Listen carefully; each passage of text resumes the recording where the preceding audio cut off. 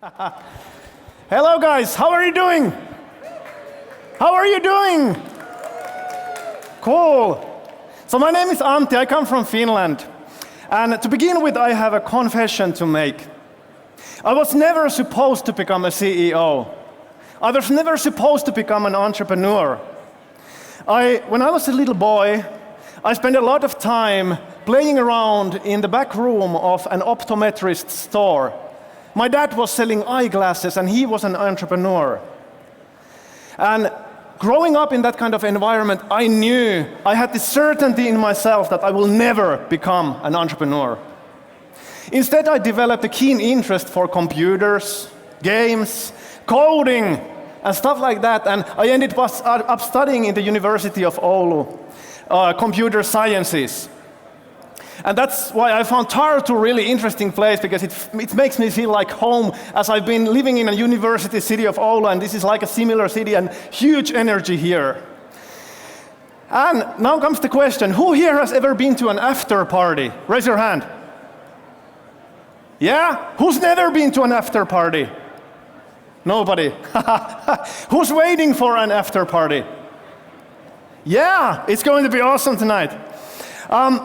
But guys, you know the moment in all after parties when it's way past the midnight and you've had a few drinks too much, and then you have a group of friends in a table, and then someone comes up with an idea. What do other people in the group say about the idea? Is it a bad idea? No. It's a great idea, usually.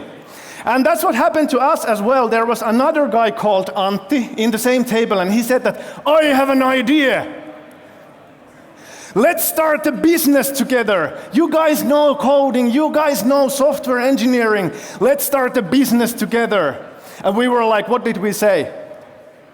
Yeah, that's an awesome idea, of course. And that's how I became an entrepreneur, by accident. A few weeks later, Antti called me and he said that, do you remember what you promised? And I was like, no. Can you refresh my memory? And he told the story about the after party of the fraternity. I was like, let me think about it overnight. And who do I call first? My dad. He's the only entrepreneur I knew back then. And I called him and he said, son, you always keep your promises. And that's how I ended up being an entrepreneur in a software testing and quality assurance company in 2006. Do you guys remember what happened in the global economy in 2007 and 8? Yeah, some of you are nodding. Who here remembers? Raise your hand. Awesome, it was the global financial crisis, of course. And that's what hit us hard. By that time, we already had recruited 11 of our friends, a little bit of family, my brother included. That's what startups do. A group of friends growing bigger. We already had these assignments in software testing. We were software testers in that company. We still are quality assurance professionals. And we already had the booming business. It was growing and we had 11 friends and work for everybody. And then when the global financial crisis hit, we started getting calls from our clients. We're terminating the contract. You don't need to come on Monday. Sue us if you want. And that was a dire situation. Within a few weeks, we lost all of our contracts. 11 guys working in a business or startup with no revenue.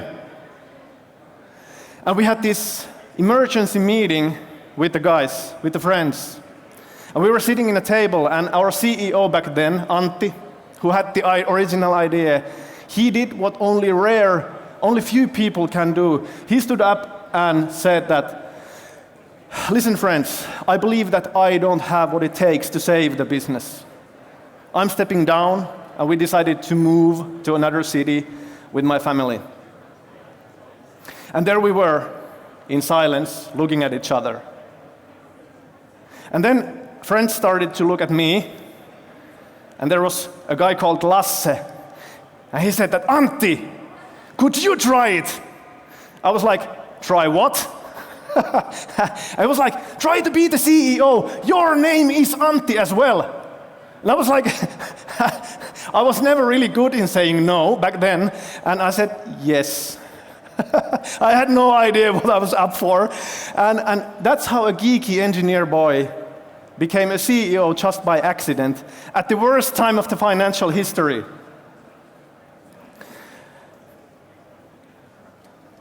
My first reaction the next morning was to again call my dad for advice, and that was the first lesson that I got of leading a business, leading a startup, and trying to save it from being destroyed. And that, what he said was just mind-blowing. He only said that, he always says only few words. He said that, this is the first lesson, remember this, first you stop the bleeding, and then you can start healing. I was like, what the hell does that mean? Stop the bleeding. And what he said that, yes, what's the blood and oxygen of a business? It's the cash on the bank account. You would love to say it's the people, of course, but it's the cash on the bank account. If there is no cash in the bank account, it's not going to be a sustainable business for quite a long time, in long term. So it's the cash on the bank account. And if you're bleeding cash, then you're not going to survive. It's not the numbers on the balance sheet. It's not the numbers on your revenue report or anywhere else but your bank account. And the first task that I had to do as the newly appointed CEO, it wasn't fun. It wasn't like the best part of my journey. It was handing out letters of resignation to my friends and firing my brother. It wasn't a blast. But it had to be done.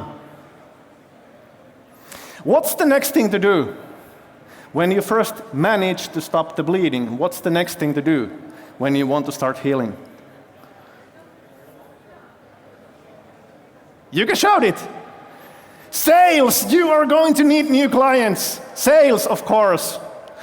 And that's what I started to do. The next thing that I had was a huge spreadsheet, an Excel sheet with people's names and numbers on it, like hundreds and hundreds of numbers. And I was this geeky engineer guy, not a CEO, not a speaker or anything else like that. I was like sitting there in my desk when trembling hands, I punched in the first number and please don't answer, please don't answer. And it didn't answer. I was like, whew. But the next one did. And guess what he said? He said, no, thank you, stop bothering me. I was like, whew. Is this what it's like? I didn't know what I signed up for. And then on the call, the meaningful conversation number 47, there was this dude called Esa. And I said that, guess what? Software testing has been on our roadmap for quite a while. Come visit, let's grab a cup of coffee. I went there and closed my first deal ever. I got my first client. And then when I got back home and I started to look at my Excel sheet, 47 calls to get a job for one of my guys. How many calls do I need to make to get everyone working, back to work? How many? Shout it, yeah? 470, exactly. 470 calls. I was like, damn, that's a lot of calls that I need to make. And that's when I realized the second lesson of this part of my journey.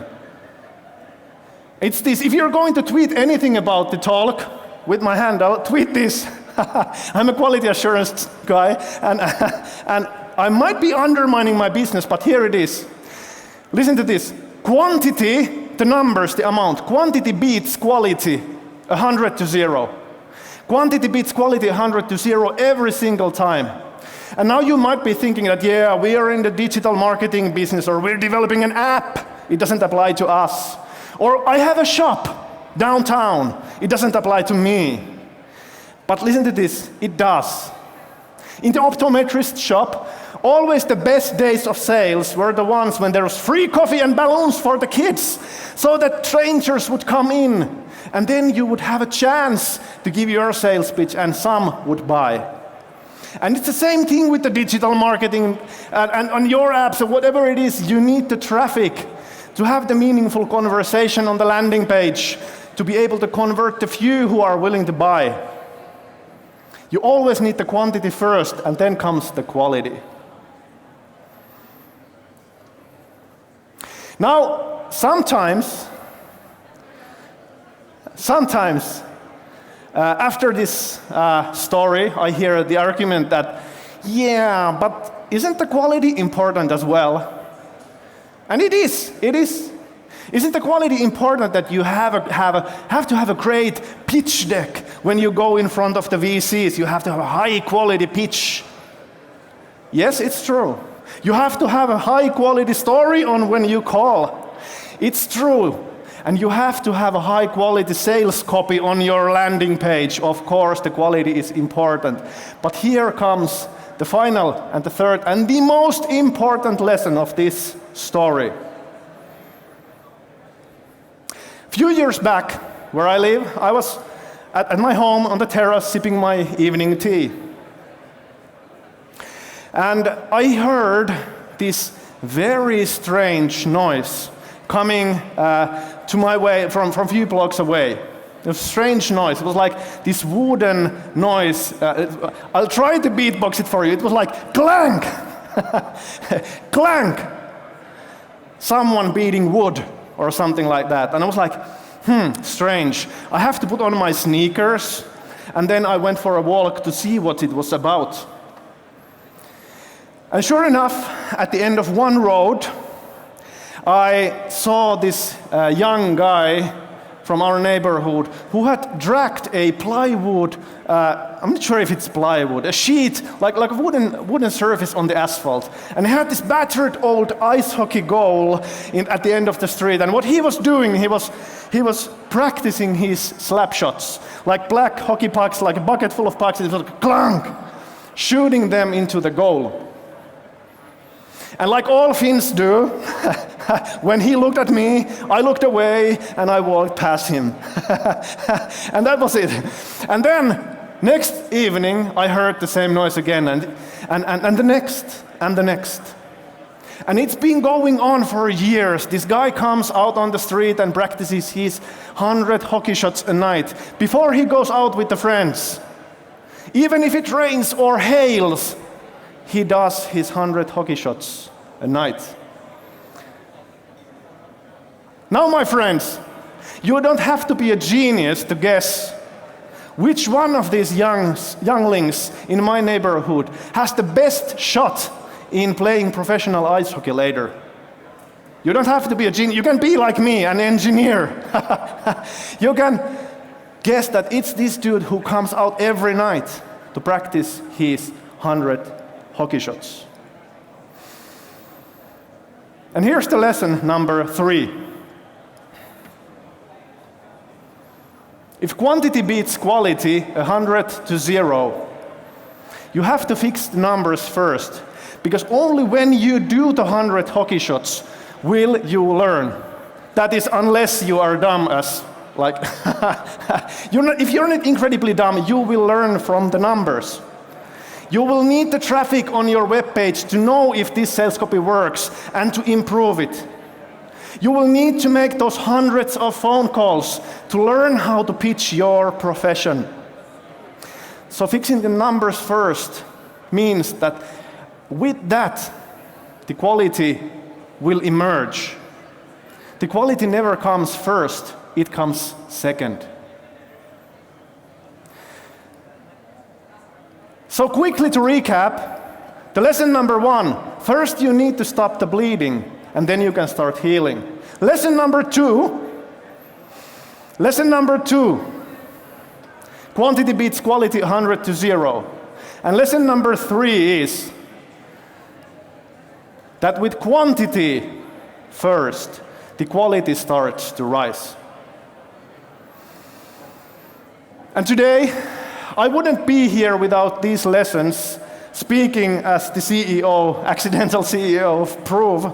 But today we already have 40 employees working in projects, and we are doing way over 3 million euros in revenue. So it's safe to say that we survived that dire situation. And now I'm going to leave you with just one question.